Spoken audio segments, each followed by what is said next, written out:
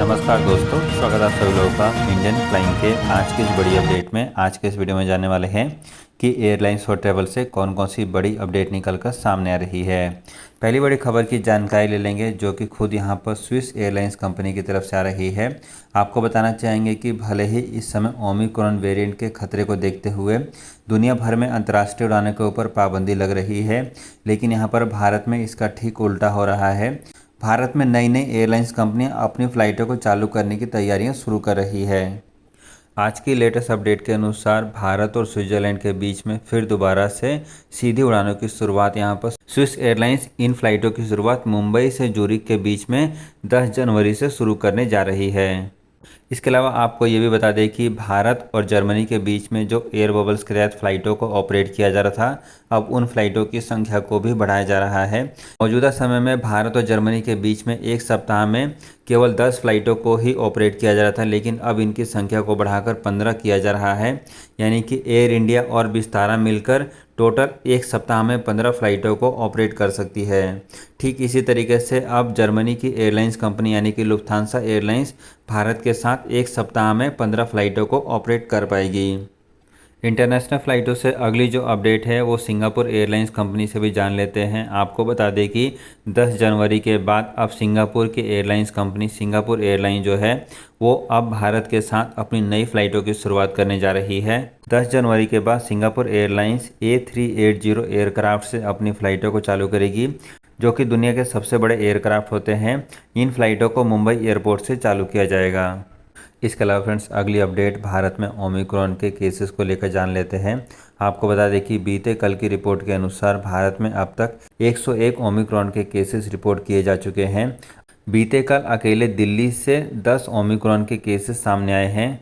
इसके बाद यहाँ पर शाम को केंद्र सरकार की तरफ से एक मीटिंग करके बताई गई है कि जो लोग भी इस समय ट्रैवल करना चाहते हैं वो अपना ट्रैवल कम करें, यानी कि अननेसेसरी ट्रैवल ना करें।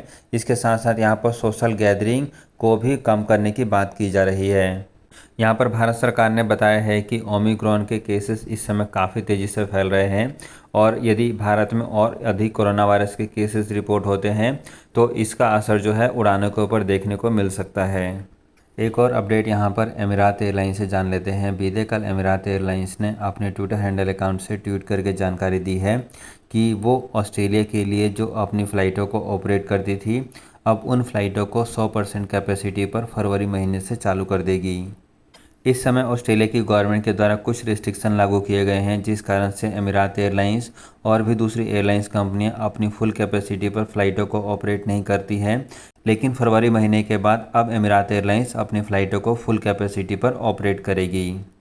इसके अलावा बीते कल यहाँ पर एयरपोर्ट अथॉरिटी ऑफ इंडिया की तरफ से ट्वीट करके जानकारी दी गई है कि बीते कल भारत में 12 एयरपोर्ट पर इंटरनेशनल फ़्लाइटों को ऑपरेट किया गया है, और इन 12 एयरपोर्ट पर टोटल 68 फ़्लाइटें ऑपरेट की गई हैं। और आपको बता दें कि इनमें से 3 फ़्लाइटें जो हैं वो रिस्क वाले देशों से आई हैं, जिनमें से टोटल 1455 पैसेंजर्स का कोरोना वायरस का टेस्ट किया गया है और 4 पैसेंजर्स को कोरोना वायरस पॉजिटिव पाया गया है। आपको बता दें कि जितने भी पैसेंजर्स कोरोना वायरस पॉजिटिव पाए जाते हैं उनको जीनोम सीक्वेंसिंग के लिए भेजा जा रहा है, ताकि ये पता लगाया जा सके कि कितने पैसेंजर्स को ओमिक्रॉन वेरिएंट हुआ है। इसके अलावा फ्रेंड्स, एक और अपडेट भारत सरकार की तरफ से सामने आ रही है। भारत सरकार यहाँ पर डीजी यात्रा के नाम पर एक नई सर्विस की शुरुआत करने जा रही है। आपको बताना चाहेंगे कि ये जो नई सर्विस है शुरुआत में भारत के 7 एयरपोर्ट पर चालू की जाएगी, और इसकी इनिशियल टेस्टिंग जो है पूरी कर ली गई है। यहाँ पर जो रिपोर्ट सामने आई है उसके अनुसार ये जो सर्विस होगी ये बायोमेट्रिक के ऊपर बेस होगी, जो कि फेशियल रिकॉग्निशन के आधार पर काम करेगी। आपको बता दें कि साल 2022 में इस सर्विस को चालू कर दिया जाएगा, और शुरुआत में भारत के 7 एयरपोर्ट, जिनमें शामिल है बनारस, पुणे, कोलकाता, विजयवाड़ा, हैदराबाद, बेंगलुरु और नई दिल्ली, इन सभी एयरपोर्ट पर ये डीजी यात्रा की सर्विस को चालू कर दिया जाएगा।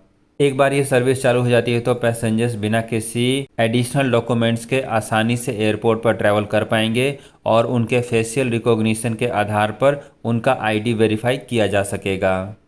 अगली खबर यहाँ पर जेट एयरवेज को लेकर भी जान लेते हैं। जेट एयरवेज जो कि कभी भारत की सबसे बड़ी एयरलाइंस कंपनी हुआ करती थी। आपको बता दें कि जेट एयरवेज के चालू होने का इंतज़ार बहुत सारे लोग यहाँ पर काफ़ी लंबे समय से कर रहे हैं। यहाँ पर जो मीडिया सूत्रों से जो जानकारी मिल रही है उसके अनुसार जेट एयरवेज अपनी फ़्लाइटों को समर शेड्यूल में चालू कर सकती है और शुरुआत में जेट एयरवेज इन फ़्लाइटों को 6 एयरक्राफ्ट से शुरू करेगी। आपको बताना चाहेंगे कि साल 2022 में राकेश झुनझुनवाला की भी एक नई एयरलाइंस कंपनी जिसका नाम आकाश एयरलाइंस कंपनी है, वो भी अपनी फ़्लाइटों को शुरू करने जा रही है।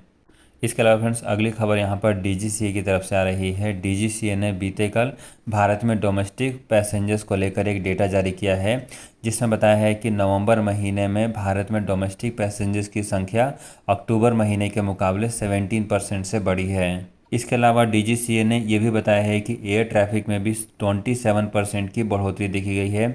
कुल मिलाकर यहाँ पर नवंबर महीने में 10 मिलियन से भी अधिक पैसेंजर्स ने भारत में डोमेस्टिक फ़्लाइटों से ट्रैवल किया है। इसके अलावा इंडिगो, जो कि भारत की सबसे बड़ी एयरलाइंस कंपनी है, उसके पास अभी भी 54% से ज़्यादा का मार्केट शेयर है।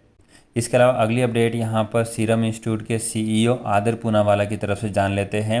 आदर पूनावाला ने बीते कल अपने ट्विटर हैंडल अकाउंट से ट्वीट करके WHO का शुक्रिया अदा किया है, क्योंकि WHO ने यहाँ पर उनकी एक नई वैक्सीन जिसका नाम कोवोवैक्स है उसका अप्रूवल दे दिया है।